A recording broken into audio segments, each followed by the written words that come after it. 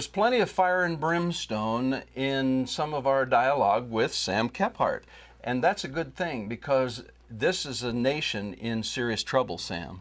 And it's about time that some fire and brimstone was delivered to our leaders, so maybe they would wake up. Well, I have to tell you, and I'll set a broader context, then we'll come back to the micro. Macro, you can see what's being done with the mainstream media now. We're being positioned to get ready for a Hillary Clinton, Jeb Bush match.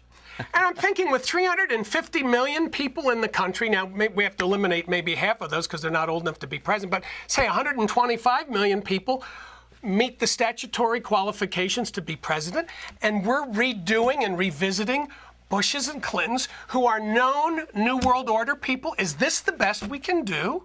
And Hillary has this whole Benghazi scandal, which she's trying to sweep under the rug. And let me fill you all in. This Trey Gowdy is going to be chairman of this commission, which the Democrats don't want to play with. Before you go further, okay, tell me, if you can, what your impression is of Trey Gowdy to this point. Oh, I think he's the right guy for the job. Bingo. I do 100%. Too. And I think he's a moral man. I don't think he will do dirty tricks. I think he will do what he can, obviously, to help the overall thing, but I don't think he would compromise his integrity to do that at all. I think he's genuinely going to insist on answers. I agree with that.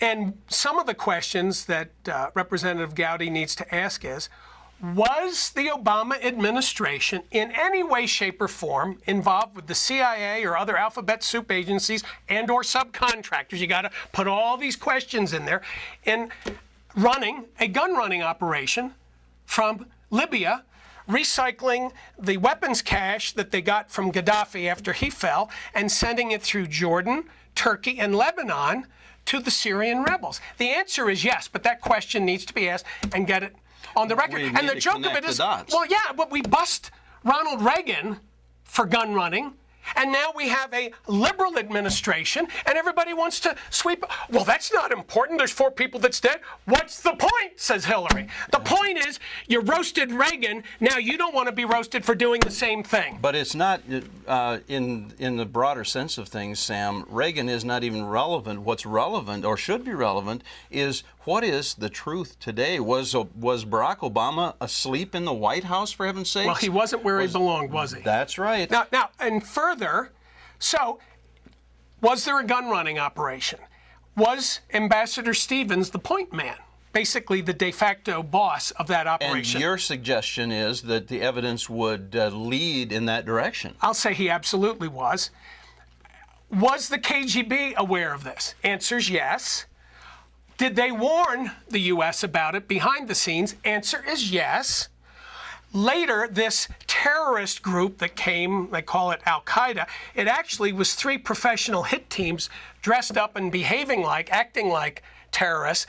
They went to take Stevens out because Russia, through the FSB, formerly KGB, they now call it the FSB, since the mid-60s, Syria and the Assad father-son team have been their protectorate or client states because they're their biggest weapons purchaser. Syria buys about $16 billion a year in weapons from Russia, and you've got the whole oil thing going on and the whole dynamics in the Middle East.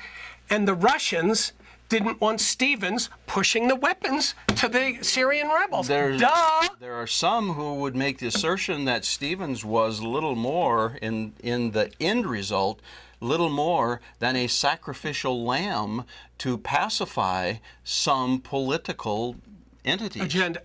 Not maybe. That is exactly what happened. And I think what happened is, when the attack was coming on, whoever was leading the White House response, if it wasn't Obama. If there was any leader. Well, we know Panetta and Hillary Clinton and some other people knew about it real time. I'm familiar with the technology. They were watching that whole thing on about a 1.5 second delay. The satellite bounced up. That's it. Yeah. I am told that they heard cross chatter amongst that hit team, thinking they were terrorists, and then they go, oh, this is a hit team. We don't want another Black Hawk Down thing here.